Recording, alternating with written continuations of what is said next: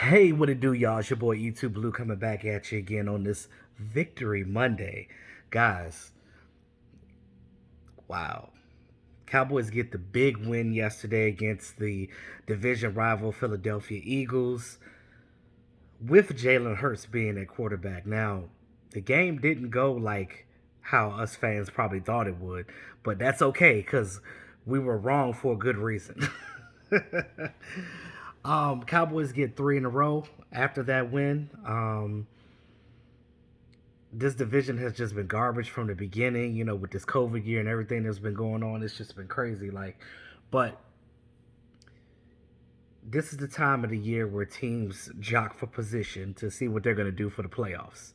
Now, I'm gonna talk a little bit about the game. Then I'm gonna address some of the fans' comments and things of that nature. So, as far as the game goes, I did the video last night, real brief, talking about how the game went.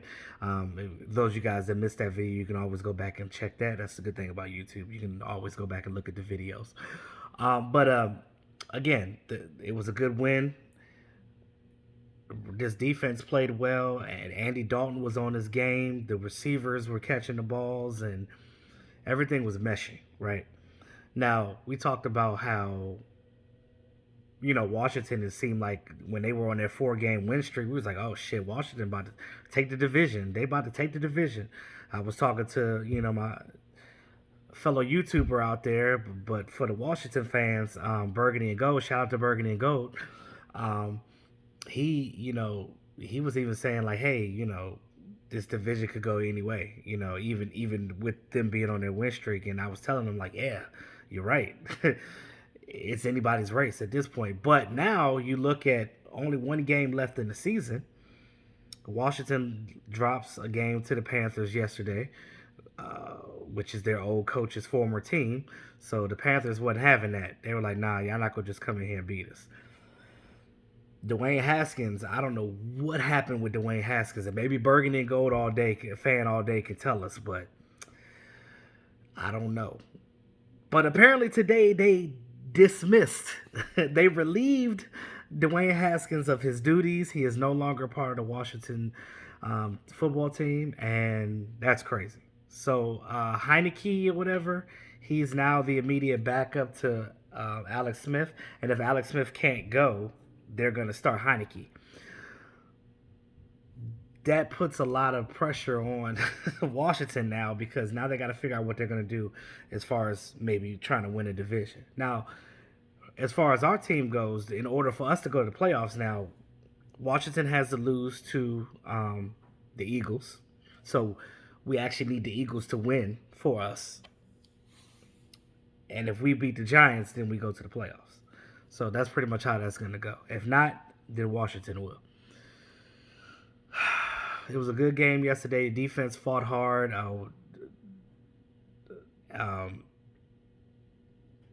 We were getting pressure all over the place. DeMarcus Lawrence was getting pressure. Tyrone Crawford was out there getting pressure. A lot of his stuff that he does doesn't really show up on the box score, but if you actually pay attention and watch the game, you can see what Tyrone Crawford's what he does in the game to actually help these other guys eat. Then Randy Gregory with the sack. I think he had like 1.5 sacks. He had 3 forced fumbles in the game. It was just amazing. You look at that situation, then you look at his on the offensive side of the ball, and Andy Dalton was on point. Now I told you guys before about this team and you know how we were doing things and how things take a slow pace to get to. People always come in here and try to clown me and say, "Oh, E2, you always talking about COVID and saying that using that as an excuse." That's not an excuse. That's fucking facts. Because everybody keeps telling me, well, how come other teams were doing well? That ain't the Dallas Cowboys. I don't know what the hell they're doing different than the Dallas Cowboys were doing. Now, a lot of teams that were playing well, a lot of them, not all of them, but a lot of them were the teams that didn't have coaching changes and stuff like that, like Kansas City and stuff like that. They just came in and did what they did. We know that the Buccaneers had a change at quarterback. We know that they got Bruce Arians as their coach. You put together a coach like Bruce Arians with a guy like Tom Brady, And then you look at what they have on their offense and the players that they have. Come on now, you wouldn't expect them not to win. But then you look at the Cowboys offense and you look at all this talent that we have that we've wasted for a lot of years, and you see what we're finally doing to produce. It's like, okay, where was this at before?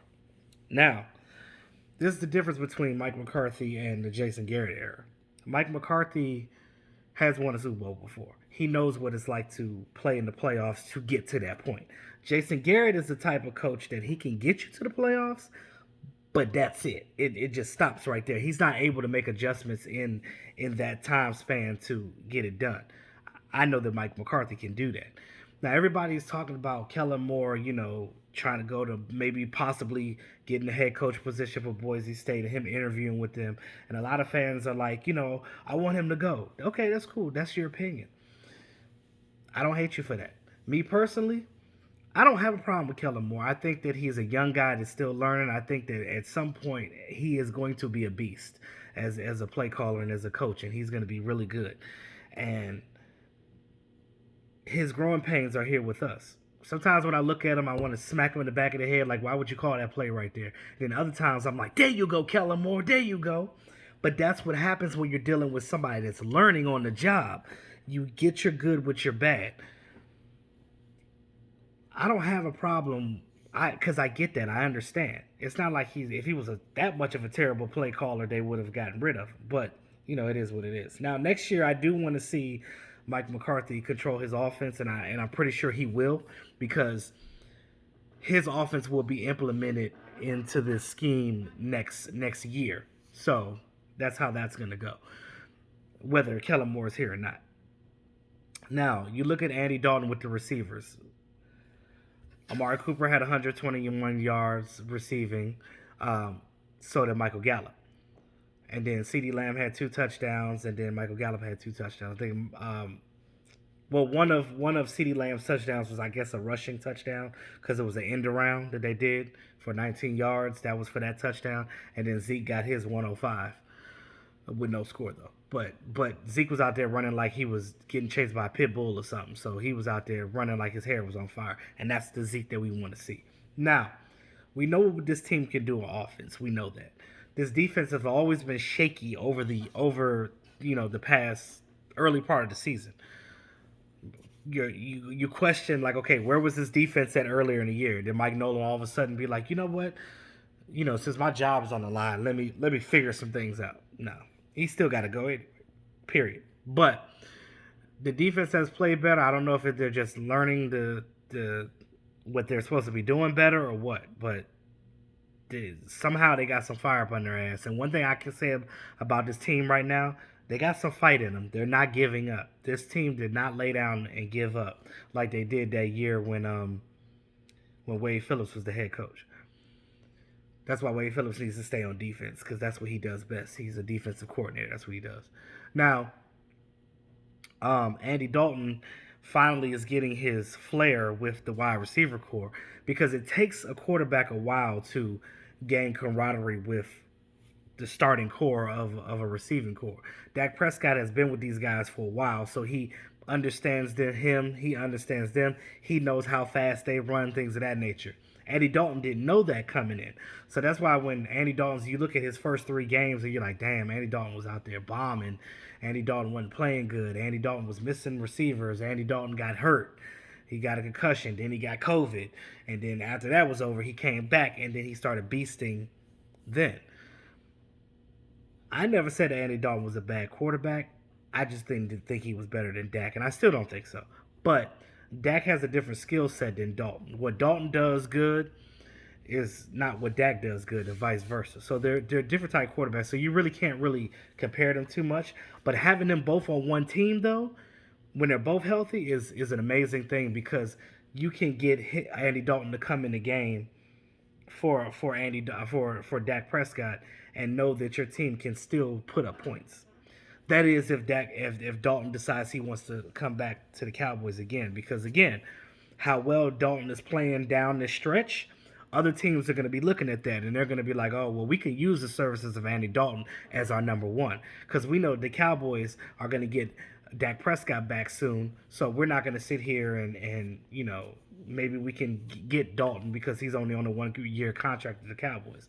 But that is really up to Andy Dalton. Whether Andy Dalton wants to come back and be a backup with the Dallas Cowboys, did he have a fun enough time this year with the team where he decides he wants to stay in Texas because he's from Texas, or does he want to hedge his bets and maybe do one more hurrah as a veteran quarterback and try to start for another team? That's solely based on him. It really is contingent on what Andy Dalton wants to do as far as what his career is taking him going forward. Now, I like what I see now because you see that his maturation into this offense as the weeks have gone by, he's getting that rapport with these receivers, and now he's getting on a basis with them. Because remember, him and Michael Gallup could not hook up before because he didn't know how Michael Gallup ran the ball and things of that nature, but he's learning Amari Cooper, he's learning Michael Gallup, and he's definitely learning CeeDee Lamb. So that's a good thing. That is a good thing. So hopefully, and I hear fans, and I'm gonna get on the fans too. Everybody's entitled to their own opinion. That's cool. But as a vlogger, as a YouTuber, it is my job to sit here and tell you from a factual standpoint and from something that really makes sense. So there's a lot of fans like, okay, well, I want the team to lose. Now, my opinion is this: you should always want your team to win. Like if you call yourself a fan of a team, you should never be like, oh, well, they could lose. They could lose. No, you should always want your team, root for your team always to win. Always. That's how I feel. You want your team always to win. That's the key to it. My thing is this, because you never know what could happen. Then I hear people say, oh, E2, why would you want us to win and go to the playoffs? Because we're going to go to the playoffs and lose the first round against Tampa Bay. How the fuck do you know that? You don't know that. You don't know that they're just going to lose. We thought they were going to lose against the Bengals. We thought they was going to lose against the 49ers.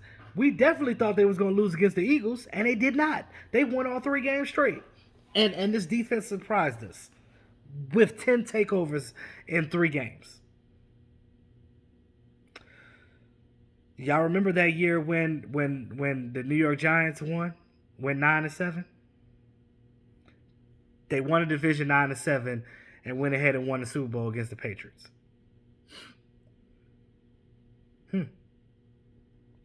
Nobody thought they were going to win that year, but I guarantee you their fan base didn't sit back like our fan base and be like, I don't want us to win. I don't want us to go to the playoffs because we're going to be one and done. Sometimes the comments that I hear from our fan base really irritate the fuck out of me because I'm just like, y'all are, and I have to question, like, are you a fan or not? Because I hear Eagle fans coming in here giving more praise to our team than some of the fans that actually call themselves Cowboy fans. How the fuck is that possible? How is a division rivals fans giving the team more credit than the actual fans are? I hear Eagle fans all the time come in here and say, oh, we love Dak Prescott. We think he's awesome. But there's fans that just be like, oh, he sucks ass. How? I mean, the common sense just gets blown the hell out the window when I hear that. I'm just like, wow, that shit doesn't make any sense. But anywho, you never know what you can do. The Cowboys can come in here, get to the playoffs if Washington loses, and if everything plays in their hand, you want to see what your team could do in the playoffs. Fuck that draft position shit. The Cowboys have, 10 to 12 draft picks this year because of all the comp picks that we have? We already have 4 picks in the top 100. Don't worry about that draft pick shit. People was like, oh, I want to get a top 5, top 10 pick so we can trade back. Well, you won't need to trade back when you're picking in a position that you need to. Just get the guy that you need. A team doesn't need more than 10 to 12 picks for a year because you're not going to keep all those guys. Remember when that year when the Browns had all them picks? They had like 15 picks in the draft, right? They only kept like 8 of them. So, again, it's just a waste of a pick if it's not something that you're going to necessarily need. This particular draft right now, and I looked at the college guys coming out for my pre-draft stuff. There's nothing in the top 12 that the Cowboys are going to get for their need anyway. So why not just see what the Cowboys do and see if they can make it to the playoffs? And if they can, okay. If not, we're going to pick 15th. It is what it is. But if not, if they go to playoffs and we pick in the high 18s or 20s, it is what it is because your first round draft pick is going to be a high first rounder anyway. So, guys, don't worry about that. Just let it ride. Just let it ride. But either way, that is what it is. Sorry to be long winded, but this just what I had on my chest. I want to talk about it. But going forward, guys, we should be happy to have Mike McCarthy because next year, imagine with a couple of more pieces on defense how great this team could be. We don't even need to have a top 10 defense. Middle of the pack. Middle of the pack. Just guys that are hawks. Get a couple of hawks in here to help out with the good guys that we do have here that we are going to keep.